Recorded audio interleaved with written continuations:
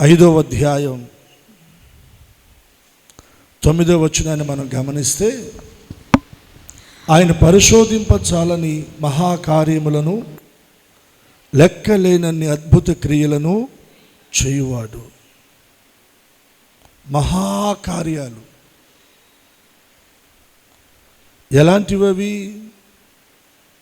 పరిశోధింపచాలని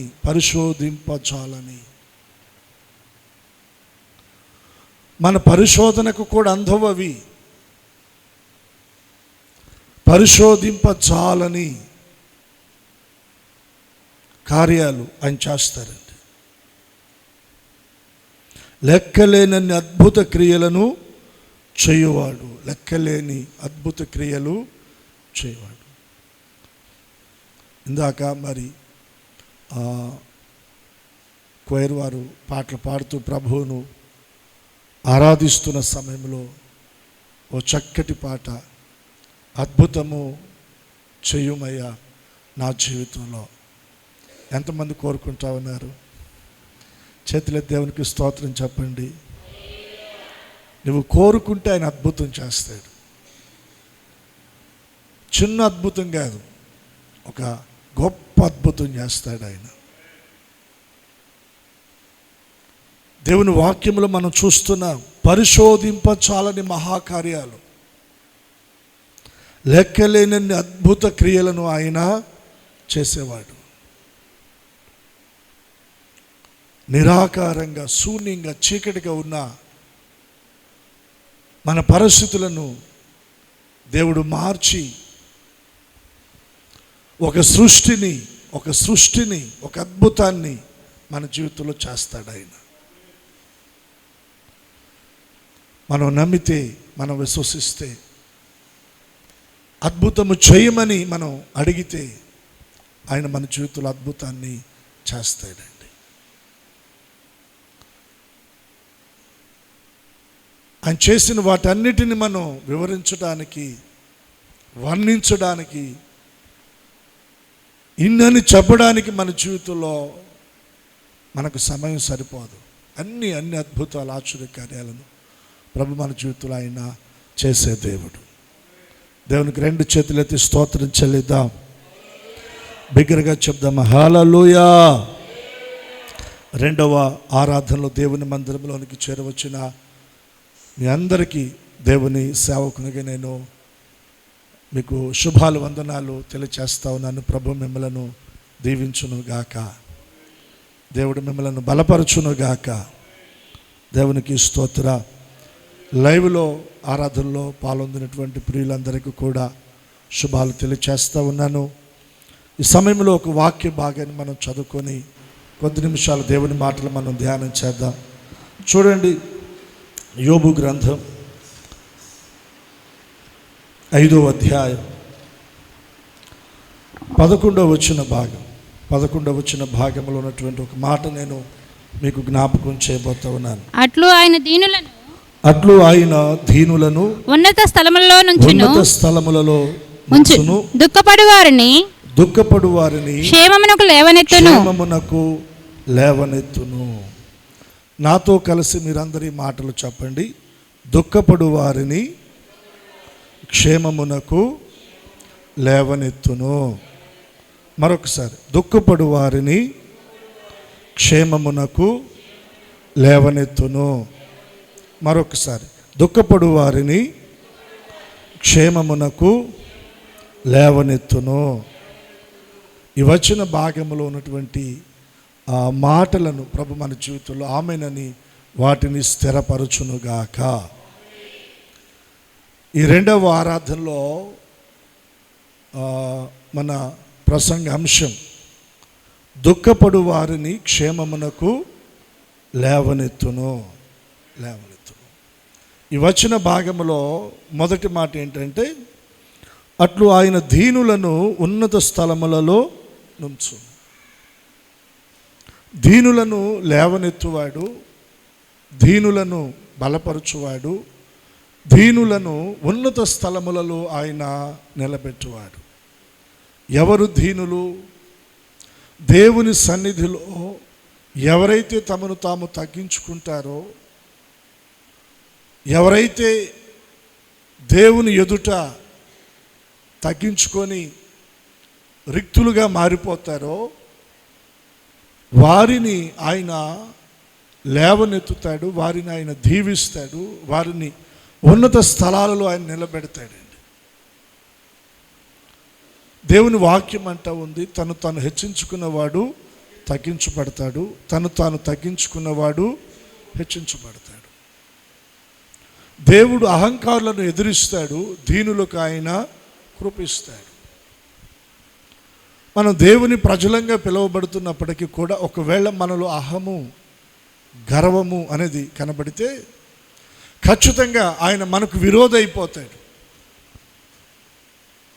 దేవుని ప్రజలమని పేరు పెట్టబడిన ప్రజలమైనా కూడా ఒకవేళ మనలో అహం కనబడితే, గర్వం కనబడితే ఆయన మనకు విరోధి.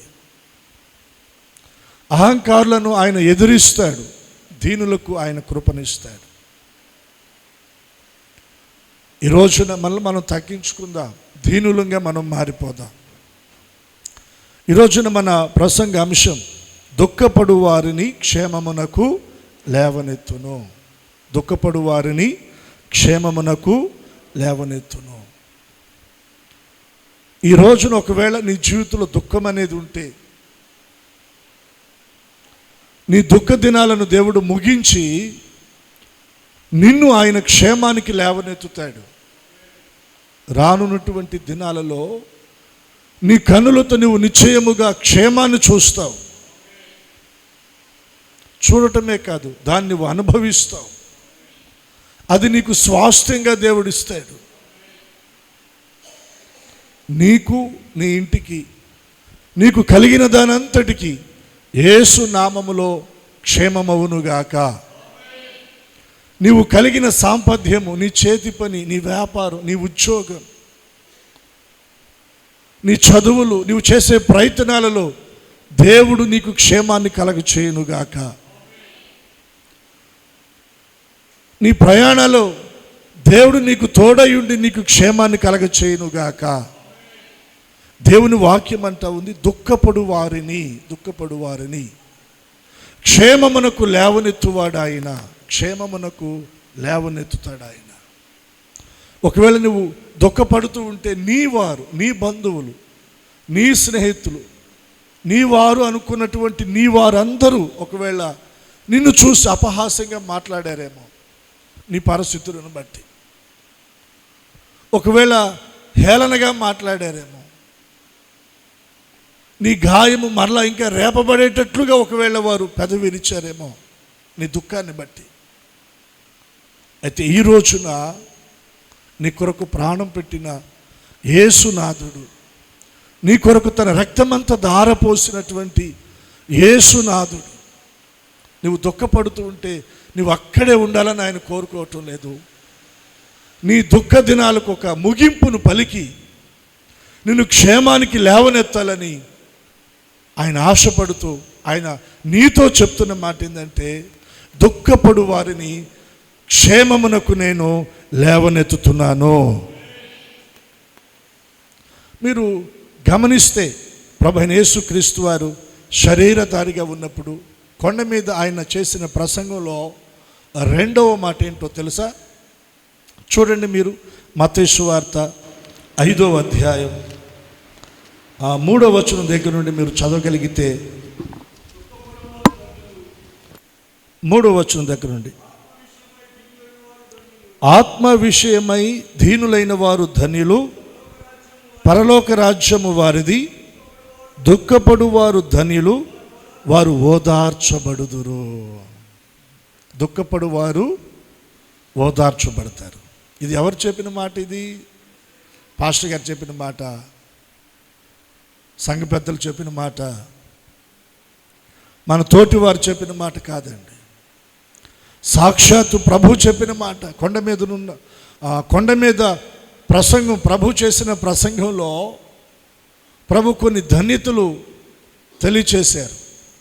వాటిలో మొట్టమొదటిది ఏంటంటే, ఆత్మ విషయమై దీనులైనటువంటి వారు ధన్యులు. ఇందాక మనం అక్కడేం చూసాం? దీనులను ఆయన ఉన్నత స్థలాలలో ఆయన నిలబెడతాడంట. ఇక్కడ ప్రభు అంటున్నాడు, ఆత్మ విషయమై దీనులైనటువంటి వారు ధన్యులు, పరలోక రాజ్యము వారిది. కొంతమంది పైన దీనత్వాన్ని నటిస్తారండి.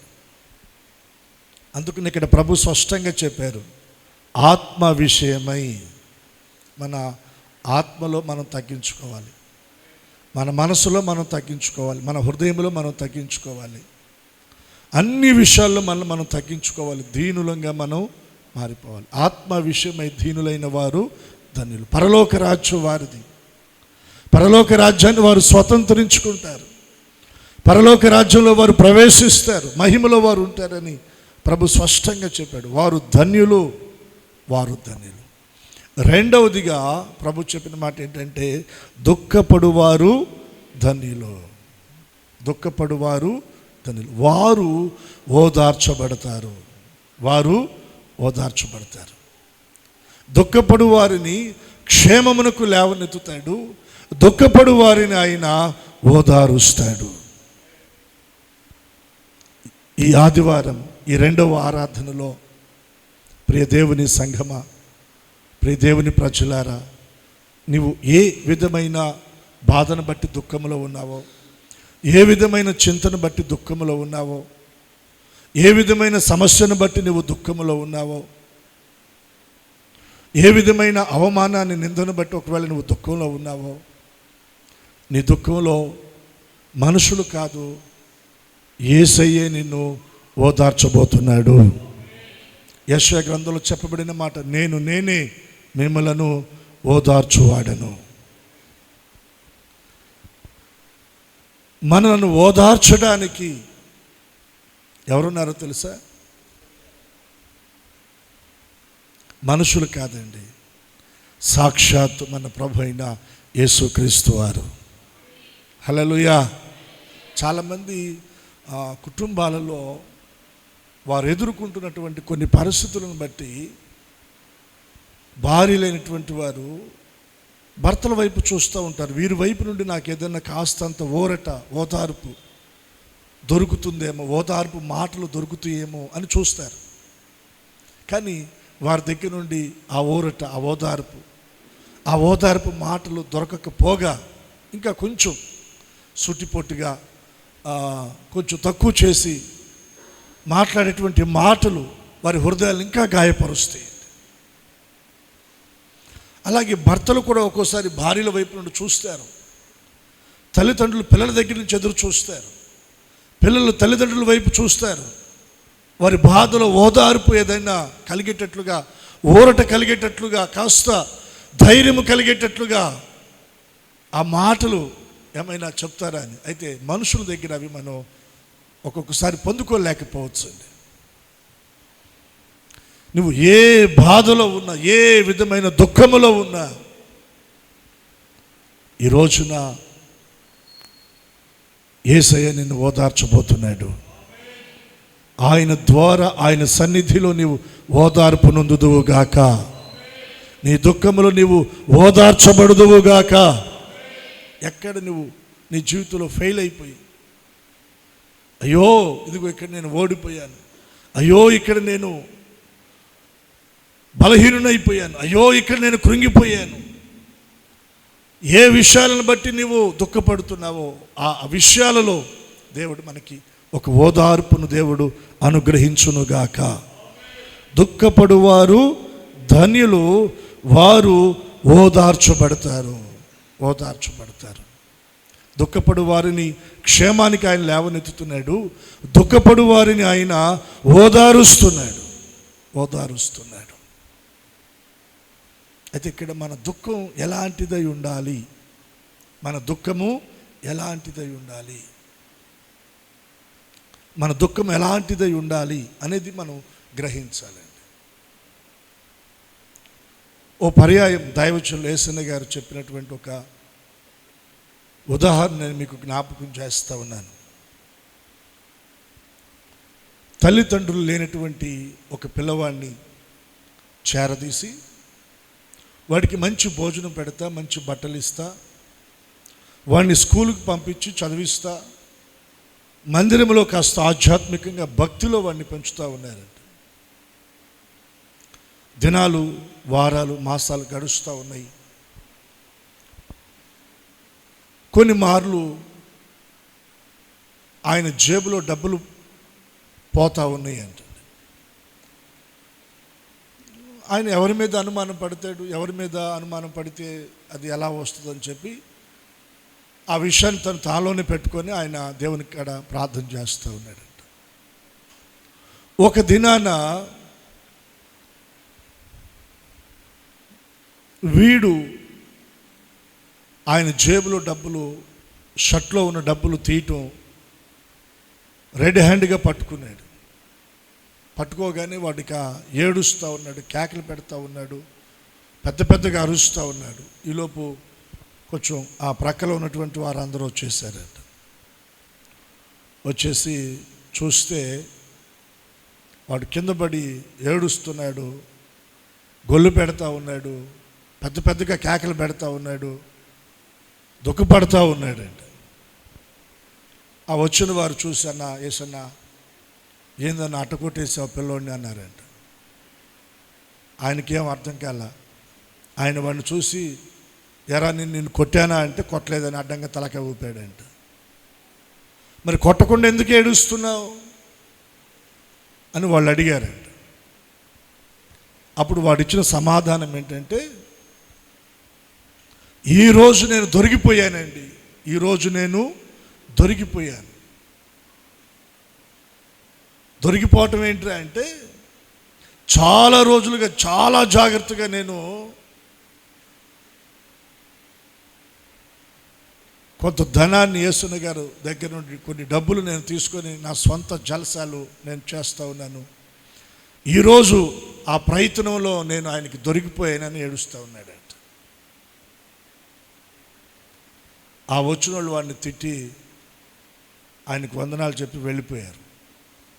ఆయన ఏమన్నారంటే, వాడు అసలు ఎందుకు ఏడవాలి, వాడు ఎందుకు దుఃఖపడాలి, వాడు ఎందుకు కన్నీరు విడవాలి?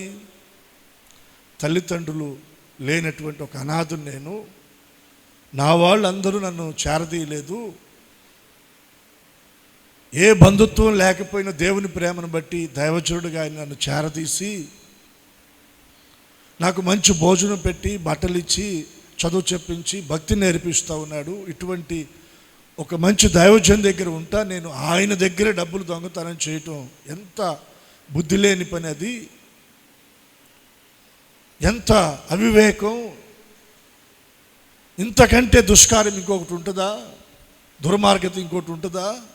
చిచి, నేను ఇటువంటి వాడిని, నా బుద్ధి ఇలాంటిదని ఏడవాలి, కానీ దాని కొరకు వాడు ఏడవట్ల. దేని కొరకు ఏడుస్తున్నాడంటే, ఈరోజు నేను దొరికిపోయానని ఏడుస్తున్నాడంట. తప్పు చేసినందుకు పశ్చాత్తాపంతో ఏడుపు కాదు, తప్పు చేస్తూ దొరికిపోయానని ఏడుస్తూ ఉన్నాడు వాడు. తప్పు చేస్తూ దొరికిపోయానని ఏడ్చిన వాడిని బట్టి ఎవరు సానుభూతి పడలా, ఎవరు సానుభూతి చూపెట్టలా. చక్కగా వాళ్ళు వెళ్ళిపోయారండి. వీడిని ఇంకా 4 బాధాలని వెళ్ళిపోయారు. మనం ఏ విషయాల్లో మనం దుఃఖపడుతున్నాం, ఏ విషయాల్లో మనం దుఃఖపడుతున్నాం మీరు చూడండి. ఒక మాట మనం కొరింథీయులకు రాసినటువంటి 2వ పత్రిక, కొరింథీయులకు రాసిన 2వ పత్రిక 7వ అధ్యాయం 9వ వచనాన్ని చూడండి. మీరు దుఃఖపడితిరని సంతోషించుట లేదు కానీ మీరు దుఃఖపడి మారు మనసు పొందితిరని ఇప్పుడు సంతోషించుచున్నాను. దైవజనుడైనటువంటి పౌలు కొరింథీ సంఘానికి పత్రిక రాస్తూ వారితో మాట్లాడుతూ ఉన్నాడు. ఏమంటున్నాడు? మీరు దుఃఖపడ్డారని సంతోషించటం లేదు అంటే, మీరు ఏడిస్తే నాకు సంతోషమా? కాదు. మీరు దుఃఖపడితే నాకు సంతోషమా? కాదు. మరి ఏంటి? మీరు దుఃఖపడి ఏం పొందుకున్నారు? వాళ్ళు మారు మనసు పొందుకున్నారు. మీరు దుఃఖపడి మారు మనసు పొందుతురని సంతోషిస్తున్నాను. ఎలయనగా ఏ విషయములోనైనను మా వలన మీరు నష్టము పొందకుండుటకై, ఇక్కడ ఈ మాట మీరు నోట్ చేసుకోండి, దైవ చిత్తానుసారముగా దుఃఖపడి తీరి. దైవ చిత్తానుసారమైన దుఃఖము రక్షణార్థమైన మారు మనసును కలగచేయును. ఈ మారు మనసు దుఃఖమును పుట్టించదు, అయితే లోక సంబంధమైన దుఃఖము మరణము కలగచేయును. రెండు చేతులెత్తి స్తోత్రం చెప్పండి. రెండు రకాల దుఃఖాలు ఉన్నాయండి. ఒకటి లోక సంబంధమైన దుఃఖము, రెండవది దైవ చిత్తానుసారమైన దుఃఖము. చెప్పండి, ఒకటేంటి? లోక సంబంధమైన దుఃఖము, రెండవది దైవ చిత్తానుసారమైన దుఃఖము. దుఃఖపడువారు ధన్యులు, నేను వారిని ఓదారుస్తానని ప్రభు మాట్లాడారు. దుఃఖపడు వారిని నేను క్షేమానికి లేవనెత్తుతానని ప్రభు మాట్లాడారు. ఏ దుఃఖం? దైవ చిత్తానుసారమైన దుఃఖం. దైవ చిత్తానుసారంగా ఎవరు దుఃఖపడతారో వారిని దేవుడు ఓదారుస్తాడు. దైవ చిత్తానుసారంగా ఎవరు దుఃఖపడతారో వారిని క్షేమానికి లేవనెత్తుతాడు ఆయన. ఇక్కడ ఇంకొక దుఃఖం ఉంది. అదేంటి? లోక సంబంధమైనది. అది ఎక్కడికి తీసుకొని వెళుతుందంటే మరణానికి తీసుకొని వెళుతుంది. ఇందాక నేను మీకు ఉదాహరణ చెప్పాను. వాడు దొరికినందుకు ఏడుస్తున్నాడంట. అయ్యో నేను తప్పు చేశానని ఏడవటం వల్ల, తప్పు చేస్తూ దొరికానని ఏడుస్తున్నాడంట. కొందరు ఏడుపులు అలా ఉన్నాయి. కొందరు దుఃఖం అలాగుందండి. కొంతమంది ఏడుతుంటారు. ఎందుకో వాళ్ళు ఏడుపు అర్థమై సాగదు. మన దుఃఖము దైవ చిత్తానుసారంగా ఉండాలి. 10వ వచనాన్ని మీరు చూడండి. దైవ చిత్తానుసారమైన దుఃఖము రక్షణార్థమైన మారు మనసును. దైవ చిత్తానుసారమైన దుఃఖము మనలో ఒక క్రియ చేస్తుంది. ఏంటి ఆ క్రియ? రక్షణార్థమైన మారు మనసును. అంటే దైవ చిత్తానుసారమైన దుఃఖము నీలో కలిగినప్పుడు ఆ దుఃఖము నీలో చేసే క్రియ ఏంటంటే రక్షణార్థమైన ఒక మారు మనసును నీ హృదయంలోనికి తీసుకొని వస్తుంది. నీ హృదయంలో ఒక మార్పును తీసుకొస్తుంది. నీ మనసులో ఒక మార్పును తీసుకొస్తుంది. నీ ఆలోచనలో ఒక మార్పు తీసుకొస్తుంది. నీ ప్రవర్తనలో ఒక మార్పు తీసుకొస్తుంది. నీ మాటలో చూపులో ఒక మార్పు తీసుకొస్తుంది. అదే రక్షణార్థమైన మారు మనస్సు. రక్షణార్థమైన మారు మనస్సు. ఈ క్రియ జరగని దుఃఖం అది లోక సంబంధమైన దుఃఖం. ఉత్త ఏడుపది. అలా ఏడ్చేవారిని యేసయ్య పట్టించుకోడు. దేవునికి ఒకసారి 2 చేతులు ఎత్తి స్తోత్రం చెల్లిద్దాం. కొంచెం మీరు జాగ్రత్తగా ఈ మాటలు మనసును పెడితేనే మీకు అర్థమవుతాయి. దుఃఖపడు వారిని క్షేమమునకు ఆయన లేవనెత్తుతాడు. ప్రభు కొండ మీద ప్రసంగంలో ఆయన చెప్పిన మాట ఏంటి? దుఃఖపడు వారు ధన్యులు, వారు ఓదార్చబడతారు. ఏ విధమైన దుఃఖం? దైవ చిత్తానుసారమైనటువంటి దుఃఖం. ఈ దుఃఖంలో జరిగే క్రియ ఏంటంటే రక్షణార్థమైన మారు మనసు మనకి కలుగుతుంది. ఈ మారు మనసు మనలోనికి వస్తే మళ్ళీ వెంటనే అక్కడ అంటాడు, ఈ మారు మనసు దుఃఖమును పుట్టించదు. ఇంకా ఆ తర్వాత మళ్ళీ ఏడవు నీవు. నీ హృదయం సంతోషంతో నింపబడుతుంది. నీ హృదయం ఆనందంతో నింపబడుతుంది. నువ్వు క్షేమానికి లేవనెత్తబడతావు. నువ్వు ఓదార్చబడతావు. ఆ క్రియ జరిగినప్పుడు. మరి లోక సంబంధమైన దుఃఖం చూడండి, అక్కడ ఏమంటాడు? అయితే లోక సంబంధమైన దుఃఖము మరణమును కలగచేస్తుంది. లోక సంబంధమైన దుఃఖం అంటే దొరికిపోయిన నేడుపు. తప్పు చేసినందుకు కాదు, తప్పు చేస్తూ దొరికానని ఏడుపు.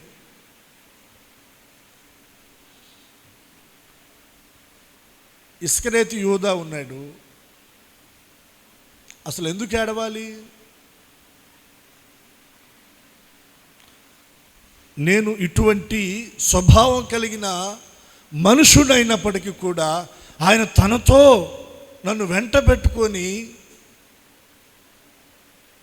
ఆయనతో కూడా సహవాసము చేసి ఆయనతో కూడా నేను కూర్చొని ఆయన రొట్టె ముక్కను అందించగా, ఆయన ద్రాక్షరసాన్ని అందించగా భుజించేటువంటి కృప దేవుడు నాకు ఇస్తే నా స్వభావం ఎటువంటిదంటే ఆయననే నేను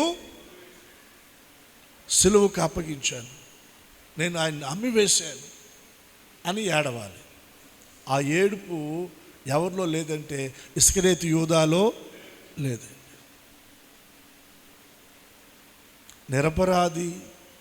నిరపరాధిని నేను అప్పగించానని, ఆయన నిరపరాధి, నువ్వు చెప్పేదే ఉంది. ఆయన నీతిమంతుడు, నిరపరాధి, నిర్దోషి, ఆయన పవిత్రుడు, ఆయన పరిశుద్ధుడు.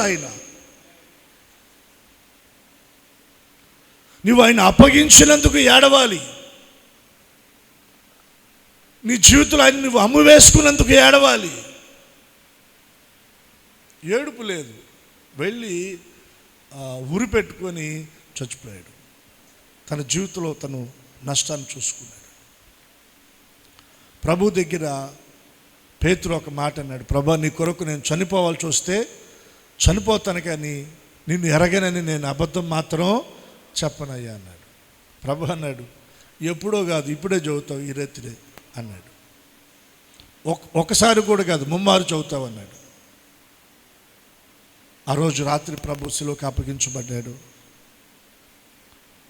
ప్రధాన యాజకుడు కయప్ప దగ్గరికి, హేరోదు దగ్గరికి, పిలాతు దగ్గరికి ఆయన్ని జడ్జిమెంట్ కొరకు తీసుకుని వెళ్తూ ఉన్నారు. ఆ క్రమంలో ప్రభువును వెంబడిస్తూ ఉన్నాడు పేతురు గారు కూడా. ఆ ముంగిట వెలుపట చలి కాచుకుంటున్న కొంతమంది ఉంటే వారితో కూడా పేతురు గారు అక్కడ కూర్చున్నాడు. ఒక చిన్న బిడ్డ వచ్చి, నువ్వు ఆయనతో కూడా ఉన్న వారిలో ఒకడు కదా అంటే ఏమన్నాడు?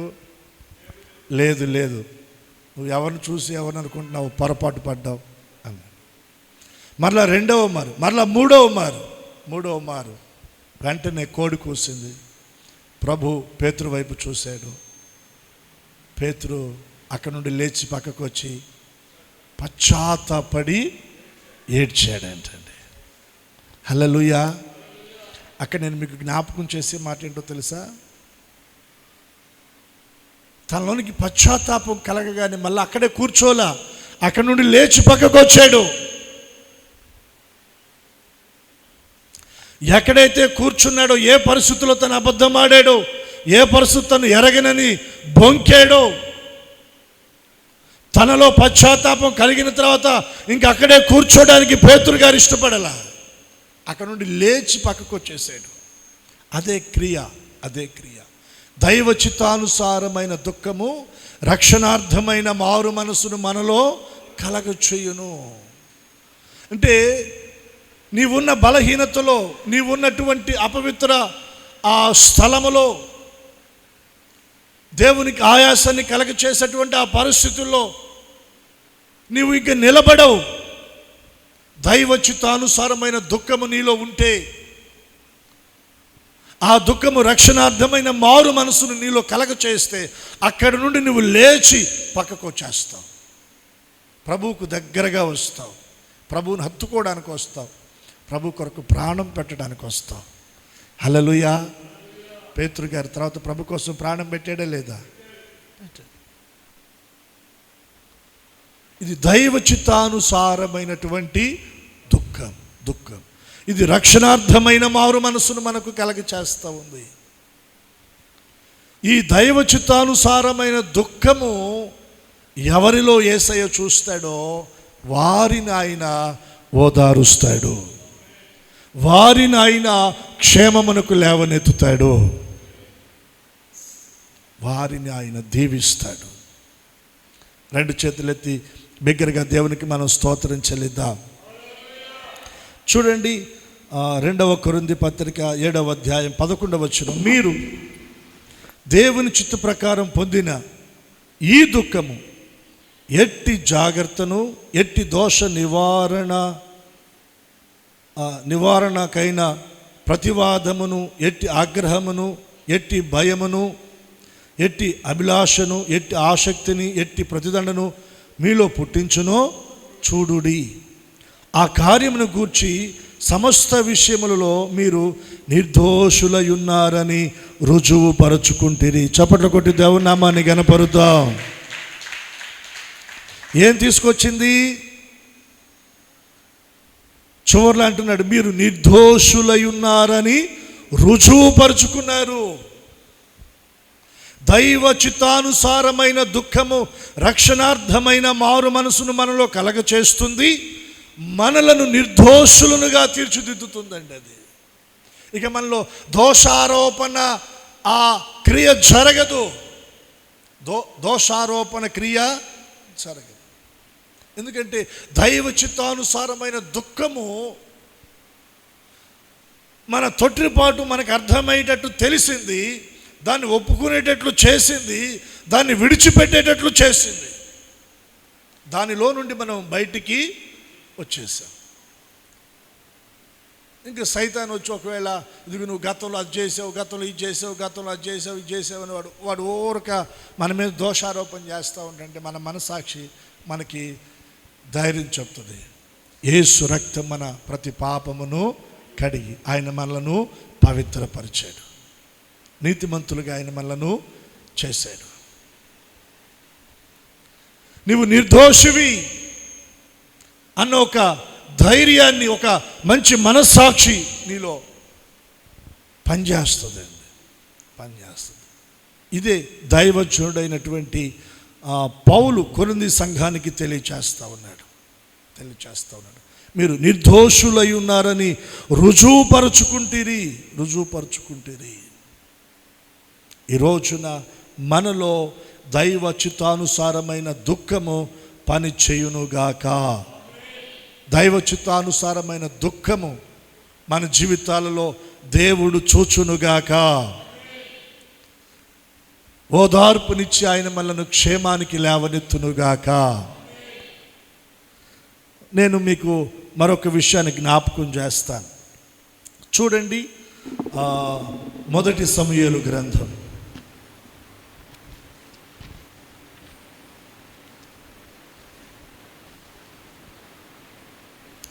15వ అధ్యాయం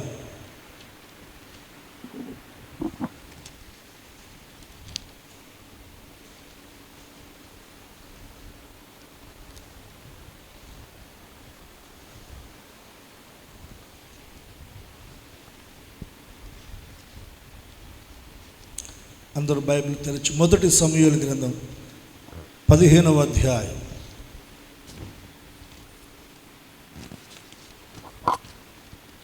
12వ వచన భాగం చూద్దాం.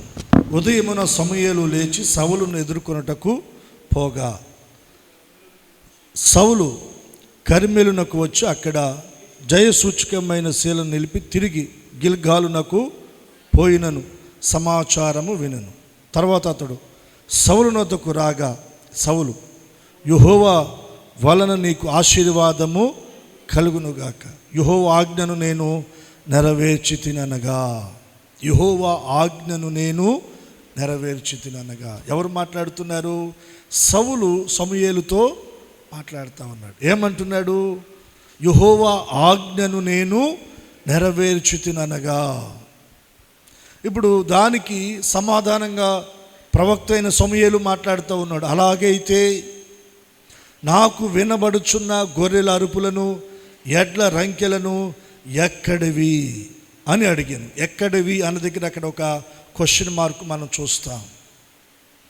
దేవుని ఆజ్ఞను నువ్వు నెరవేరిస్తే మరి నాకు గొర్రెల అరుపులు, ఎడ్ల రంకెలు వినబడుతున్నాయి. రంకెలు వినబడతా ఉన్నాయి, అరుపులు వినబడతా ఉన్నాయి. దేవుడు సౌలుకి ఇచ్చిన ఆజ్ఞ ఏంటి? 15వ అధ్యాయం ప్రారంభ వచనాలు మనం చూస్తే, ఒకానొక దినమున సమూయేలు సౌలును పిలిచి, యెహోవా ఇశ్రాయేలీయులకు తన జనుల మీద నిన్ను రాజుగా అభిషేకించుటకై నన్ను పంపెను. యెహోవా మాట విను. సైన్యములకు అధిపతియగు యెహోవా సెలవిచ్చినదేమనగా, అమాలేకీయులు ఇశ్రాయేలీయులకు చేసినది నాకు జ్ఞాపకమే. వారు ఐగుప్తులో నుండి రాగానే అమాలేకీయులు వారికి విరోధులై మార్గమందు వారి మీదకి వచ్చిరి కదా. కాబట్టి నీవు పోయి కనికరింపక అమాలేకీయులను హతము చేయొచ్చు. పురుషులనేమి, స్త్రీలనేమి, బాలురనేమి, పసిపిల్లలనేమి, ఎద్దులనేమి, గొర్రెలనేమి, ఒంటెలనేమి, గార్ధబొమ్మలనేమి అన్నిటినీ హతము చేసి వారి కలిగినదంతా బొత్తిగా పాడు చేసి అమాలేకీయుల నిర్మూలము చెయ్యమని చెప్పాను. సౌలును పిలిచి దేవుడు సౌలుకు ఒక ఆజ్ఞ ఇచ్చాడు, లేదా ఒక పని అప్పగించాడు. ఏంటది? అమాలేకీయులను బొత్తిగా నిర్మూలము చేయాలి. ఎందుకు చేయాలి?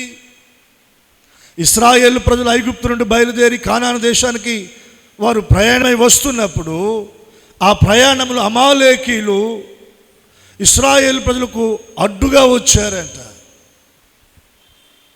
దేవుడు ఏమంటున్నాడంటే, ఆ అరణ్యంలో నా ప్రజలైన ఇశ్రాయేలు ప్రజలకు అమాలేకీయులు చేసినది నాకు ఇంకా జ్ఞాపకమే. మన శత్రువుల విషయమై మనం మర్చిపోవచ్చు, కానీ మనం దేవునికి అప్పగించి మౌనంగా ఉంటే దేవుడు అన్నిటికీ కూడా మర్చిపోడు. సంవత్సరాలు తరాలు గడిచినా కూడా వారి లెక్క దేవుడు చక్కగా వారికి అప్పగిస్తాడండి. దేవునికి స్తోత్రం చెప్పండి. అర్థమైంది మీకు ఈ మాట? ఒకవేళ ఎవరిని బట్టైనా మీరు ఒకవేళ బాధను అనుభవిస్తే, ఒకవేళ ఎవరైనా మిమ్మల్ని ఇబ్బంది పెట్టి మిమ్మల్ని గాయపరిస్తే, మీకు మీరుగా వారి మీద పగ తీర్చుకోమాకండి. మీరు మౌనంగా దాన్ని భరించి ప్రార్థించి వారిని దేవునికి అప్పగించండి. దేవుడు చూసుకుంటాడు. కొన్ని వందల సంవత్సరాల తరువాత దేవుడు ఏమంటున్నాడో తెలుసా? అమాలేకీయులు చేసినది నాకు జ్ఞాపకమే. దేవుడు జ్ఞాపకం పెట్టుకుంటాడు. దేవుని ప్రజలకు ఎవరైనా హాని తలపెడితే, దేవుని ప్రజలకు ఎవరైనా కీడు తలపెడితే, దేవుని ప్రజలను ఎవరైనా గాయపరిస్తే, దేవుని ప్రజలకు ఎవరైనా ఏదైనా ఒకవేళ ప్రాణహాని తలపెడితే,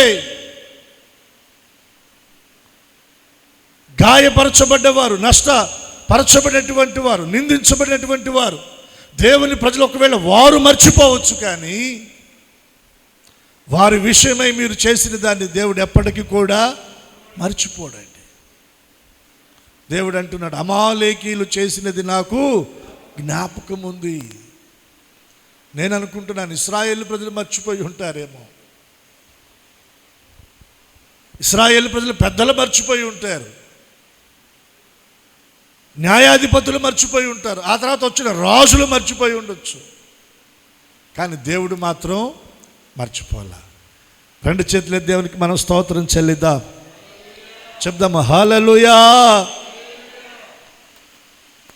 కాబట్టి ఇప్పుడు నువ్వేం చేయాలో తెలుసా? వారిని బొత్తిగా నీవు నిర్మూలము చేయాలి. ఇక్కడ దేవుడు స్పష్టంగా చెప్పాడు. ఏమని చెప్పాడంటే, ఎద్దులనేమి, గొర్రెలనేమి, ఒంటెలనేమి, గార్ధబొమ్మలనేమి అన్నిటినీ. ఈ అమాలేకీయులు క్రొత్త నిబంధనలో వారు దేనికి సాదృశ్యంగా మనకు కనబడుతున్నారంటే, శరీర కార్యాలకు వారు సాదృశ్యంగా కనబడుతూ ఉన్నారు. శరీర కార్యాలకు సాదృశ్యంగా కనబడుతున్నారు. శరీర కార్యాలు ఏంటో మనం చూద్దాం. గలతీయులకు రాసిన పత్రికలో మనం శరీర కార్యాలను గురించి మనం ఆలోచన చేద్దాం. చూడండి, గలతీయులకు రాసిన పత్రిక 5వ అధ్యాయం 19వ వచనం. శరీర కార్యములు స్పష్టమైనవి, శరీర కార్యములు స్పష్టంగా కనబడతా ఉన్నాయి. అవేవనగా జారత్వము. నేను చదువుతాను, మీరు జాగ్రత్తగా వినండి. అవేవనగా మీరు లెక్క పెట్టుకోండి. జారత్వము, అపవిత్రత, కామకత్వము, విగ్రహారాధన, అభిచారము, ద్వేషము, కలహము, మత్సరములు, క్రోధములు, కక్షలు, భేదములు, విమతములు, అసూయలు, మత్తతులు, అల్లరితో కూడిన ఆటపాటలు మొదలైనవి వీటిని గూర్చి నేను మునుపు చెప్పిన ప్రకారం ఇట్టి వాటిని చేయువారు దేవుని రాజ్యమును స్వతంత్రించుకొనరని మీతో స్పష్టంగా చెప్పాను అన్నాడు. ఇవి శరీర కార్యాలు. వీటిలో ఏమున్నాయి?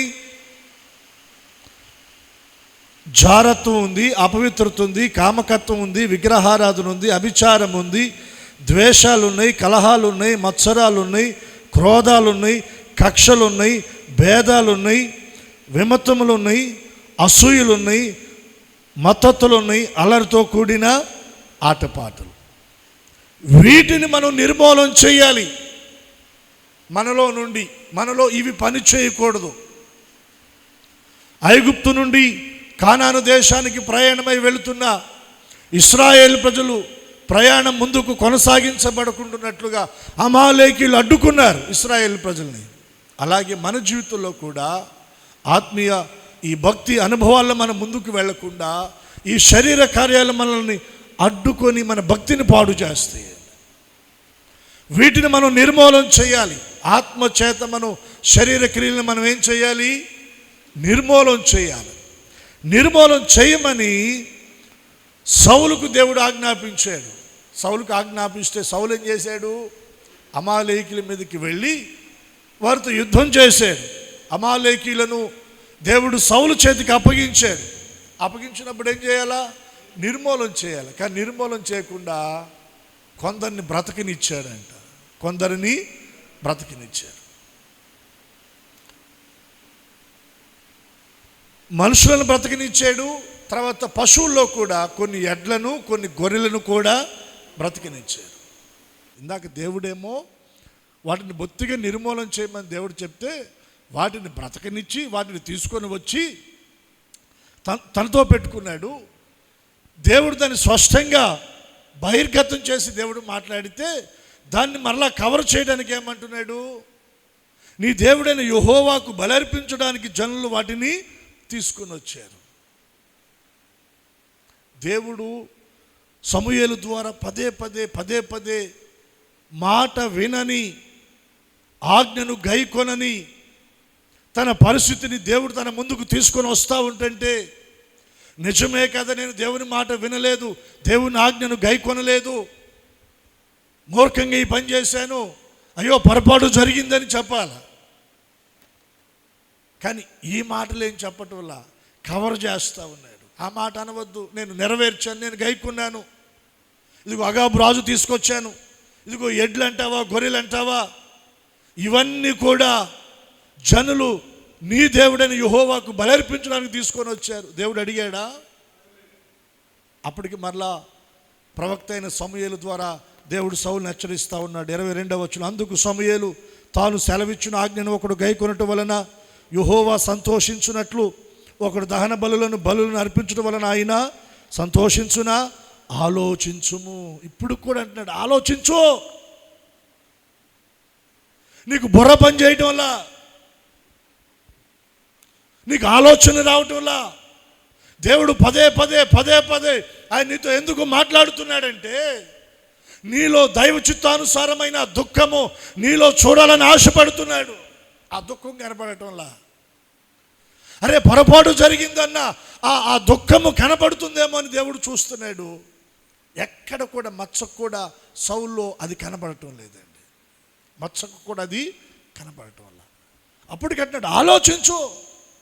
అప్పుడప్పుడు మన వాళ్ళు కొన్ని పరీక్షలు పెట్టినప్పుడు, కొన్ని ప్రశ్నలు సంధించినప్పుడు ప్రక్కన ఉన్నటువంటి వారు క్లూ ఇస్తూ ఉంటారు. దానన్నా ఆధారం చేసుకొని వాళ్ళు ఆన్సరు చెప్తారని. అలాగే ప్రవక్త అయిన సమూయేలు సౌలుకి క్లూ ఇస్తూ ఉన్నాడు, ఆలోచించు. ఇవేమి అక్కట్లా తన వేలోనే తను వెళతా ఉన్నాడండి. ఏమంటున్నాడు సమూయేలు అక్కడ? ఆలోచించుము. ఏమంటున్నాడు? బలులు అర్పించుట కంటే ఆజ్ఞను గైకొనుటయు, పొటేలు క్రొవ్వు అర్పించుట కంటే మాట వినడము శ్రేష్టము. మాట వినటం శ్రేష్టం. ఇవన్నీ దేవుడు కోరుకున్నాడా? ఇవన్నీ తర్వాత మొదట నువ్వు ఆయన మాట వినాలి. ఆయన మాట వినే విషయంలో నువ్వు తప్పిపోయావు. ఆయన ఆజ్ఞ గైకొనే విషయంలో నువ్వు తప్పిపోయావు. ఆ విషయాన్ని దేవుడు నీ ముందుకు తీసుకొస్తే దాని విషయంలో నీ హృదయంలో పశ్చాత్తాపం కలగటం లేదు. బలులు అంటున్నావు, దహన బలులు అంటున్నావు, పొటేళ్ళు అంటున్నావు, క్రొవ్వు అంటున్నావు. అరే ఇవన్నీ కాదు. దేవుడు నీ హృదయంలో పశ్చాత్తాపాన్ని చూడాలని ఆయన కోరుకుంటున్నాడు. దేవుడు మన హృదయంలో పశ్చాత్తాపాన్ని చూడాలని కోరుకుంటున్నాడు. దైవ చిత్తానుసారమైన దుఃఖం. ఎక్కడ మనం దేవుని మాట వినకుండా దాటి వెళ్ళిపోయామో, ఎక్కడ దేవుని ఆజ్ఞను గైకొనకుండా మీరి మనం వెళ్ళామో, ఎక్కడ దేవునికి దుఃఖాన్ని ఆయాసాన్ని కలిగించామో, ఎక్కడ దేవుని బాధ పెట్టామో, ఆ విషయాలు దేవుడు మన ముందుకు తీసుకొని వచ్చినప్పుడు మనలో ఏం కలగాలి? పశ్చాత్తాపం. దైవ చిత్తానుసారమైన దుఃఖము మనలో పని చేయాలి. మన హృదయాన్ని మనం కఠినపరుచుకోకూడదు. మన పొరపాట్లు మనం సర్ది చెప్పుకోకూడదు. వాటిని మనం కప్పేయకూడదండి. వాటిని బట్టి మనం దుఃఖపడాలి, దేవుని దగ్గర పశ్చాత్తాపడాలి. సౌల్లో అది కనబడలేదు. చూడండి 23వ వచనం అంటాడు, తిరుగుబాటు చేయుట సోది చెప్పుట అను పాపముతో. అంటే సోది చెప్పించుకోలేదుగా. సోది చెప్పించుకోవటం పాపం. దానితో సమానమైన పాపం ఏంటి? తిరుగుబాటు చేయటమే. తిరుగుబాటు చేయటం అదే సోది చెప్పించుకునే దానితో సమానమైన పాపం అది. ఓ ప్రక్క దేవునితో మాట్లాడుతూ ఉంటుంటే ఇంకా నువ్వు దేవునికి తిరుగుబాటు చేస్తావేంటి?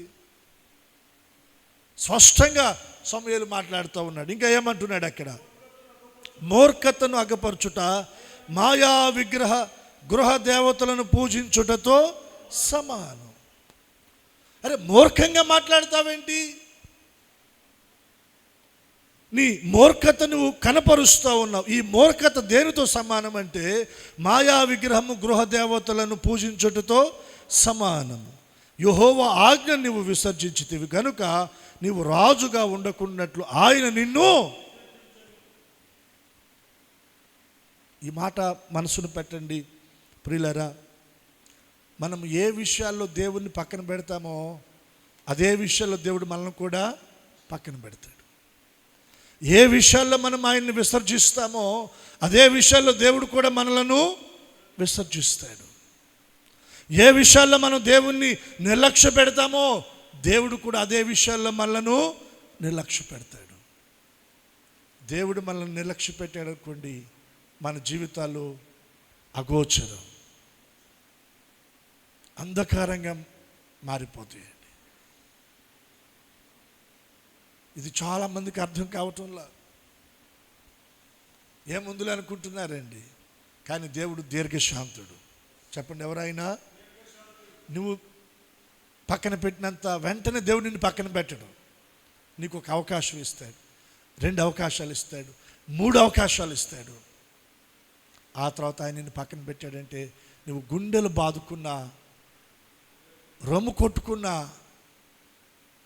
పెద్దగా కేకలు వేసి ఏడ్చిన ప్రయోజనం ఏమీ ఉండదండి. నేడు అను సమయం ఉండగానే మన జీవితాన్ని ప్రభు తట్టు తిప్పుకోవాలి.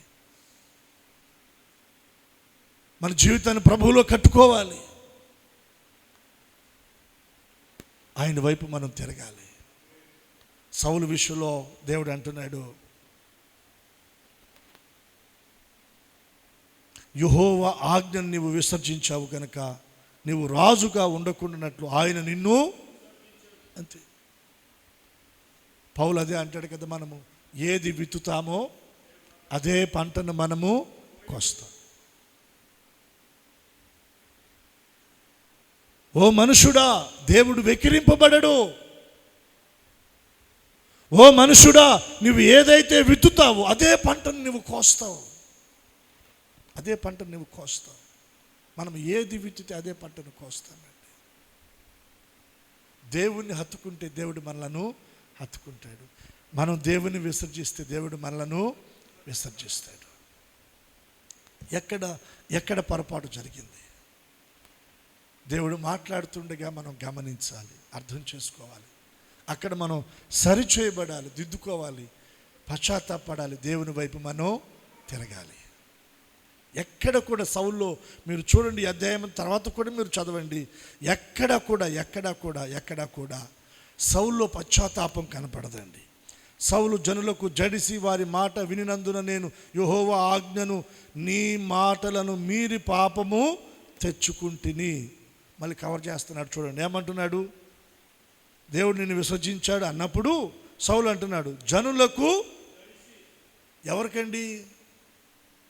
రాజు జనులకు దడుస్తాడా? జనులు రాజుకు దడవాలా? చాలామంది భలే చెప్తుంటారు కొన్ని మాటలు. అమ్మో నాకు భయం వేసి, అంత ఉత్తమ మాటలే, దొంగ మాటలు అవన్నీ, ఉత్తమ మాటలే అండి అవన్నీ. ఏమంటున్నాడు చూడండి, రాజు అంటున్నాడు జనులకు జడిసి వారి మాట వినినందున నేను యెహోవా ఆజ్ఞను నీ మాట. మరి ఇందాకేమన్నాడు? అలాగనద్దు, నేను నెరవేర్చాను అన్నాడు. అలాగనవద్దు, జనులు నీ దేవుడైన యెహోవాకు బలర్పించడానికి తీసుకొచ్చారన్నాడు. తేరా ఇక పరిస్థితులు చేయి దాటిపోతున్నప్పుడు ఇప్పటికి కూడా పశ్చాత్తాపం లేదు. ఏమంటున్నాడు? జనులకు భయపడి నేను అలాగా చేశాను. అసలు మనం భయపడాల్సింది ఎవరికి? మరి ఈయన ఎవరికి భయపడుతున్నాడు? మనం భయపడవలసింది దేవునికి కదా. సౌలు ఇశ్రాయేలు ప్రజల్లో ఒక చిన్న గోత్రం, ఓ చిన్న కుటుంబం, ఎన్నిక లేనివాడు. అక్కడి నుండి తీసి దేవుడు అధిపతిగా రాజుగా చేసి గొప్ప చేస్తే దేవునికి భయపడవలసిన ఈ వ్యక్తి మనుషులకు భయపడుతున్నాడు. నేను చెప్తున్నాను, మనం భయపడవలసింది మనుషులకు కాదు. ఎవరికి భయపడాలి? దేవునికి భయపడాలి. దేవుని భయం నిత్యం మన గుండెల్లో ఉండునుగాక. దేవుని భయముతో మనం నడిపించబడుదుముగాక. పాపము తెచ్చుకుంటుని అన్నాడండి, అంతే. పాపము చేశాను అని ఏడవల, పాపము తెచ్చుకుంటుని అంతే. కాబట్టి నీవు నా పాపమును పరిహరించి నేను యెహోవాకు మ్రొక్కునట్లు నాతో కూడా తిరిగి రమ్మని సమూయేలును వేడుకొని, అందుకు సమూయేలు నీతో కూడా నేను తిరిగి రాను, నీవు యెహోవా ఆజ్ఞను విసర్జించదు కనుక ఇశ్రాయేలు మీద రాజుగా ఉండకుండా యెహోవా నిన్ను విసర్జించని చెప్పి వెళ్ళిపోవాలని తిరగగా సౌలు అతని దుప్పటి చెంగు పట్టుకున్నందున అది చినిగేను. ఏడవలసింది ఎక్కడ? దేవుని పాదాల దగ్గర. ఏడవటం వల్ల సౌలుతో సమూయేలుతో అంటున్నాడు, రా మన ఇద్దరం వెళ్ళి దేవుని దగ్గర మ్రొక్కుని అక్కడ మనం బలి అంటే ఏదో కానుకిస్తూ సరిపోద్ది అనుకుంటున్నాడు, బలి అర్పిస్తూ సరిపోద్ది అనుకుంటున్నాడు సౌలు. వెళ్ళలా సౌలు. సమూయేలు సౌలుతో వెళ్ళలా. ఆయన వస్త్రం పట్టుకొని లాగితే అది చినిగిపోయింది. సమూయేలు చాలా కోపంతో అక్కడ సౌలును కూర్చు మాట్లాడాడు. సరే, ఈ విషయాలు ఇలా పెడితే మీరు ఇప్పుడు దావీదును మనం జ్ఞాపకం చేసుకుంటే, దావీదు బెతెష్బా విషయంలో ఒక దుష్కార్యాన్ని చేశాడు. పాపం జరిగింది, అది బయటికి రాకుండా ఉండాలని ఉరియాను యుద్ధరంగంలో ముందు పెట్టి చంపించేశాడు. ఇక అది ఎవరికి తెలియకుండా అలా మాసిపోయింది. రోజులు గడుస్తూ ఉన్నాయి. ఒక రోజున దేవుని ద్వారా దైవజనుడు నాతాను ప్రవక్త ఎవరి దగ్గరికి వచ్చాడు? దావీదు దగ్గరకు వచ్చాడు. దావీదు దగ్గరకు వచ్చి దావీదు ఎదుట నిలబడి దావీదుకు ఒక చిన్న కథ చెప్పాడు. ఈ కథలో నువ్వు నాకు సరైన తీర్పు లేదా జడ్జిమెంట్ ఇవ్వాలి అని దైవజనుడు దావీదుతో అన్నాడు. నాయన చెప్పు అన్నాడు. ఒక గ్రామంలో ఒక వ్యక్తికి 100 గొర్రెలు ఉన్నాయి. ఎన్ని గొర్రెలు ఉన్నాయి? 100 గొర్రెలు ఉన్నాయి. అతడు గొప్పవాడు, ధనవంతుడు. అదే గ్రామంలో ఒక పేదవాడు ఉన్నాడు, తనకి ఒకే ఒక ఆడుగోరు ఉంది. ఈ ధనవంతుడి ఇంటికి చుట్టాలు వచ్చారు. వచ్చిన చుట్టాలకి ఇప్పుడు ఏం చేయాలి? ఆతిథ్యం ఇవ్వాలి. ఆతిథ్యం ఇవ్వడానికి తన దగ్గర ఉన్న 100 గొర్రెలో ఒక గొర్రెను తీసి ఆతిథ్యము ఇవ్వకుండా పేదవాడి దగ్గర ఉన్నటువంటి ఒకే ఒక ఆ ఆడగొర్రెను తీసుకొని వచ్చి ఇతనికి ఏం చేశాడు? ఆతిథ్యం ఇచ్చాడు, విందు చేశాడు. ఈ మాటలు ముగింపులో కూడా రాలా. దావీదు కోపం వచ్చేసి నిశ్చయముగా అతడు మరణానికి పాత్రుడు అన్నాడు. వెంటనే దావీదుడు అన్నాడు, ఆ వ్యక్తి ఎవరో కాదు, ఆ వ్యక్తి నీవే. అలా కాదయ్యా, అది ఉద్దేశపూర్వకంగా జరిగింది కాదయ్యా, అది అని అన్నాడు దావీదు. అది యాక్సిడెంట్లుగా జరిగిందయ్యా, అది పెద్ద అని అన్నాడా? మారు మాట మాట్లాడలేదు. సౌలు ఎన్ని చెప్పుకొచ్చాడు? దావీదు అలా చెప్పుకొచ్చాడా? చెప్పలేదండి. ఏం చేశాడు? వచ్చిన పాస్టర్ గారిని మర్చిపోయాడు. ఇక ఎప్పుడైతే ఆ మాట అన్నాడో దావీదు గుండె పగిలిపోయింది, మోకాళ్ళ మీదకి ఒరిగిపోయాడు, గుండెలు బాదుకొని దేవుని దగ్గర ఏడుస్తూ ఉన్నాడు. పాస్టర్ గారిని, అయ్యా రండి మనం వెళ్ళి బలర్పించొద్దాంలే ఆ జరిగిన పొరపాటుకి అని అన్నాడా? అలా గుండెలు బాదుకొని ఏడుస్తూ ఉన్నాడు, గుండెలు బాదుకొని ఏడుస్తున్నాడు. నా పాపం ఎల్లప్పుడూ నీ ఎదుట, నేను పాపం చేశాను అన్నాడు. పాపం తెచ్చుకుంటుని అలా, నేను పాపము చేశాను అన్నాడు. 51వ కీర్తనలో మీరు ఆ మాటలు మీరు చూడగలరండి.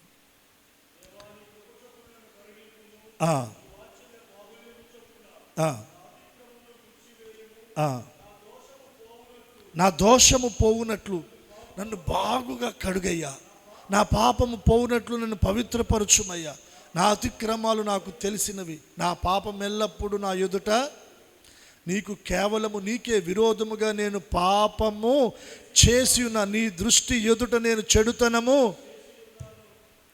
నేను పాపం చేశాను, చెడుతనం చేశాను, అయ్యో దుష్కార్యం జరిగింది నా జీవితంలో. కావున ఆజ్ఞ ఇచ్చినప్పుడు నువ్వు నీతిమంతుడుగా అగుపడదువు, తీర్పు తీర్చినప్పుడు నిర్మలుడుగా అగుపడదువు. నేను పాపములో పుట్టినవాడను, పాపములోనే నా తల్లి నన్ను గర్భము ధరించెను. నీవు అంతరంగములో సత్యమును కోరుచున్నావు, ఆంతర్యము నాకు జ్ఞానము తెలియచేదు. నేను పవిత్రునగునట్లు ఇసోపుతో నా పాపము పరిహరించుము, హిమము వల్లే నేను తెల్లగా నుండినట్లు నీవు నన్ను కడుగుము, ఉత్సాహ సంతోషము నాకు వినిపింపుము, అప్పుడు నీవు విరిచిన ఎముకలు హర్షించును. నా పాపములకు విముఖుడవు కమ్ము, నా దోషములన్నిటినీ తుడిచివేయము. దేవా నా యందు శుద్ధ హృదయము, నా అంతరంగములో స్థిరమైన మనసు నూతనముగా పుట్టించుము. నీ సన్నిధిలో నుండి నన్ను, నీ పరిశుద్ధాత్మ నా యొద్ద నుండి తీసివేయకుము. నీ రక్షణానందము నాకు మరలా. ఎంతగా ఏడుస్తున్నాడండి, ఎంతగా ఏడుస్తున్నాడు. అయ్యో పొరపాటు జరిగింది, పొరపాటు జరిగింది, నేను తప్పు చేశాను, తప్పు జరిగింది, నన్ను క్షమించు, నన్ను క్షమించు, నన్ను కడుగు, నన్ను పవిత్రపరచు అని ఏడుస్తూ ఉన్నాడు. దావీదులో దైవచిత్తానుసారమైనటువంటి దుఃఖము దావీదులో పనిచేస్తూ ఉంది. హల్లెలూయా. సౌలులో లోక సంబంధమైన దుఃఖం, అది ఎక్కడికి తీసుకుని వెళ్ళుద్ది? మరణానికి తీసుకుని వెళుతుంది.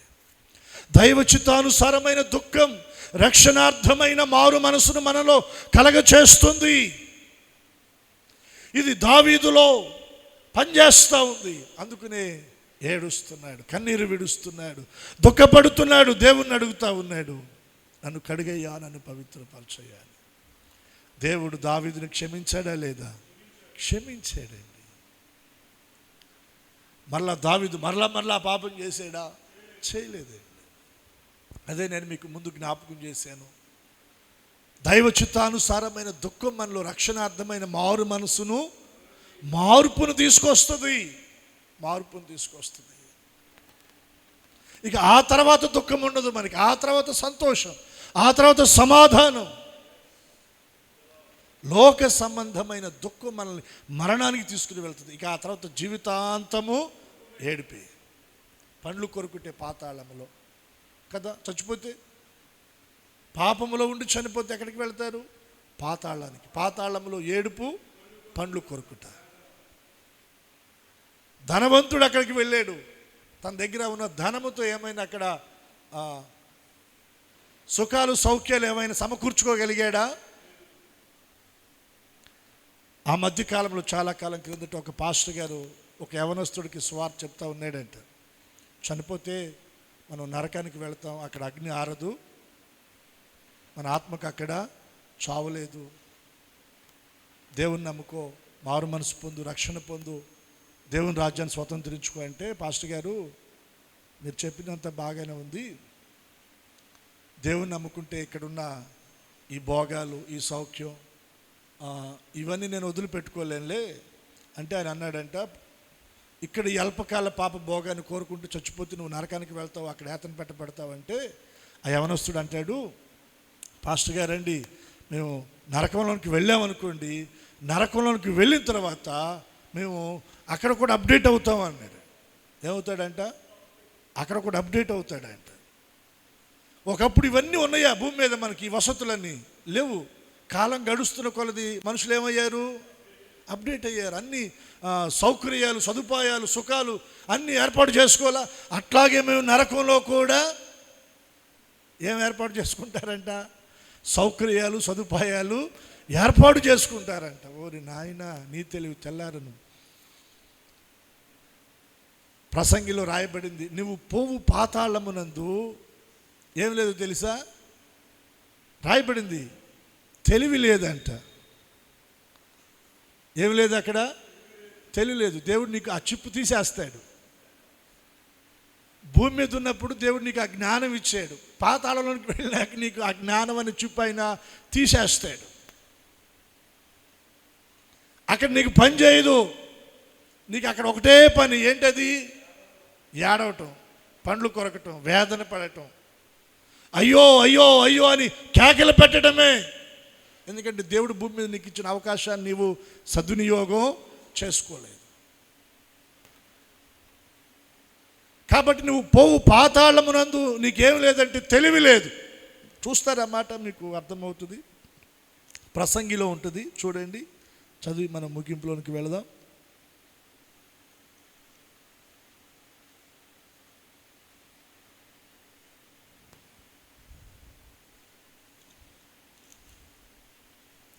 తొమ్మిదవ అధ్యాయం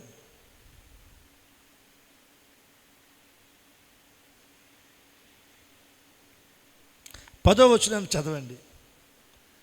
9వ అధ్యాయం 10వ వచనం.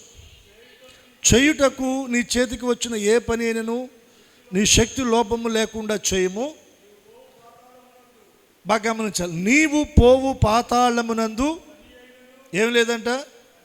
ఏం లేదు? పని అయినను, ఉపాయమైనను, తెలివైనను, జ్ఞానమైనను లేదు. ఇవన్నీ దేవుడు భూమి మీద ఉన్నప్పుడు ఇచ్చాడు నీకు. ఇక్కడ చచ్చిపోయినాక పాతాళంలోకి వెళ్ళేటప్పుడు అవన్నీ దేవుడు తీసేస్తాడు, ఆ మెమొరీ తీసేస్తాడు. అక్కడ నీకు ఉపాయాలు రావు, అక్కడ నీకు తెలివి ఉండదు, అక్కడ నీకు జ్ఞానం ఉండదు. ఇవి లేకపోతే ఇంక నువ్వేం చేస్తావు? పని చేయడానికి నీకు అక్కడ ఏ పని కూడా లేదు. నువ్వు అక్కడ అప్డేట్ అవ్వడానికి లేదు, ఛాన్స్ లేదు, ఛాన్స్ లేదండి. భూమి మీదే దేవుడు నీకు అవకాశం ఇచ్చినప్పుడే నువ్వు దేవుని వైపు తిరగాలి. దేవునికి ఒకసారి 2 చేతులు ఎత్తి స్తోత్రం చెల్లిద్దాం, చెప్దామా హల్లెలూయా. దావీదు దుఃఖపడ్డాడు, దేవుని దగ్గర కన్నీరు విడిచాడు, ప్రార్థన చేసుకున్నాడు, పశ్చాత్తాపడ్డాడు, దేవుని కృపను పొందుకున్నాడు. సౌలు పశ్చాత్తాపడలేదు, దేవుని కృపను సౌలు పోగొట్టుకున్నాడు. ఈ రోజున దేవుని మాట మన ముందుకు వస్తూ ఉంది. దుఃఖపడు వారిని క్షేమమునకు ఆయన లేవనెత్తుతాడు. దుఃఖపడు వారు ధన్యులు, వారు ఓదార్చబడతారు.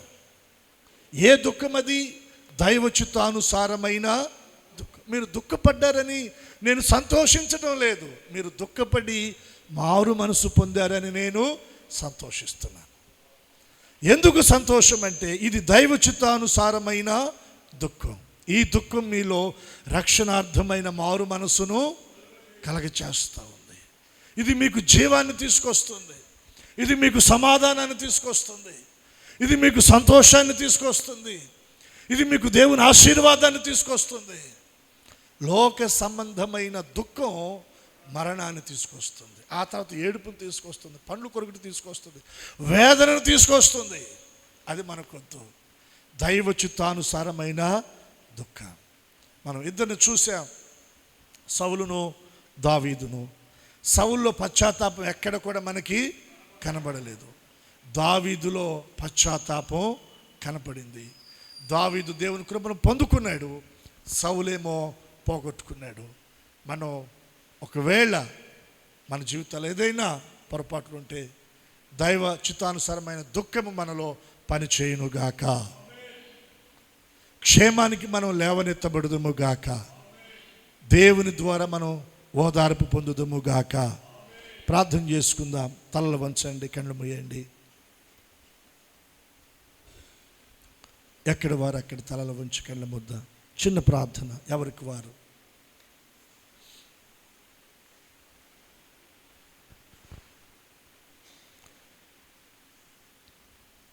ప్రభు సన్నిధిలో మనం కొద్ది నిమిషాలు ప్రార్థనలో ప్రభు తట్టు చూద్దాం. మనం మోకరించగలిగిన వారు మోకరించి, మన చేతులు జోడించి నమస్కరించి ప్రభు దగ్గర ఒక చిన్న ప్రార్థన మనం చేసుకుందాం. దుఃఖపడు వారిని క్షేమానికి లేవనెత్తుతానన్నవయ్యా. దుఃఖపడు వారు ధన్యులు, వారు ఓదార్చబడతారని మీరు చెప్పారు తండ్రి. దైవ చిత్తానుసారమైన దుఃఖము మాలో ఉండాలయ్యా. లోక సంబంధమైన దుఃఖము కాదు తండ్రి. దొరికామని మేము ఏడవటం కాదు, కానీ అయ్యో నా జీవితంలో ఈ పొరపాటు జరిగింది, ఈ తొట్టిపాటు జరిగింది, దేవుని నేను దుఃఖపెట్టాను, దేవుని నేను బాధ పెట్టాను, దేవుని మాట వినలేకపోయాను, దేవుని ఆజ్ఞను నేను మీరాను అన్న దైవ చిత్తానుసారమైన దుఃఖం మనలో రావాలా. దేవుడు మాట్లాడుతుండగా మనం లోబడదాం. దేవుడు మాట్లాడుతుండగా విధేయత చూపుదాం. దేవుడు మాట్లాడుతుండగా శిరస్సు వంచుదాం. ప్రభు దగ్గర కన్నీరు విడుద్దాం. ప్రభు దగ్గర కన్నీరు విడుద్దాం. ప్రభు దగ్గర కన్నీరు విడుద్దాం. ప్రార్థన చేసుకుందాం. దేవుని ద్వారా నీవు ఓదార్పు పొందినట్లు, నీవు క్షేమమునకు లేవనెత్తబడినట్లుగా, దేవుని కృప పొందినట్లుగా దావీదు వలె కన్నీరు విడిచి ప్రభు దగ్గర ప్రార్థన చేసుకుందాం. దైవ చిత్తానుసారమైన దుఃఖం నిన్ను క్షేమానికి లేవనెత్తుతుంది. దైవ చిత్తానుసారమైన దుఃఖము నీకు ఓదార్పునిస్తుంది. దైవ చిత్తానుసారమైన దుఃఖము నిన్ను బలపరుస్తుంది. ఆత్మీయంగా నీ జీవితాన్ని కడుతుంది. ఒక్కసారి మనల్ని మనం దేవుని వాక్యపు వెలుగులో మనం పరీక్షించుకుందాం.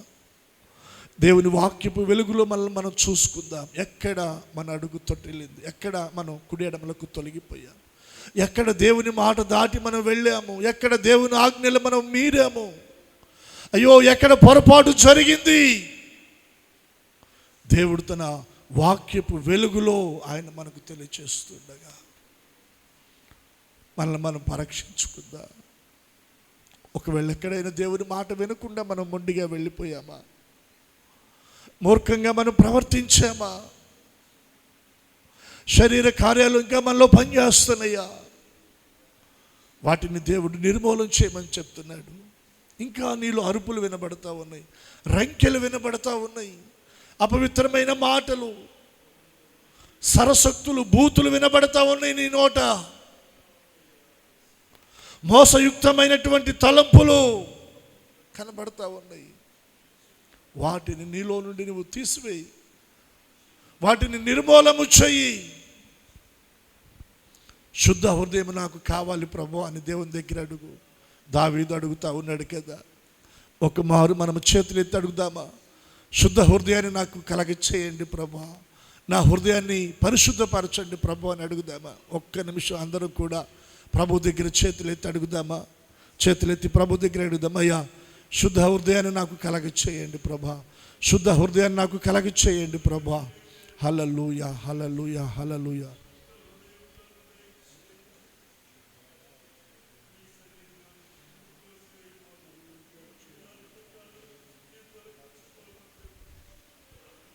అడుగుదాము, దావీదు వల్లే ప్రభువుని అడుగుదాం. అయ్యా, నా హృదయాన్ని పవిత్రపరచండి అయ్యా, నా అంతరంగాన్ని పవిత్రపరచండి అయ్యా, నన్ను కడగండి ప్రభా, నన్ను కడగండి అయ్యా, నీ రక్తాన్ని నా మీద ప్రోక్షించండి ప్రభా.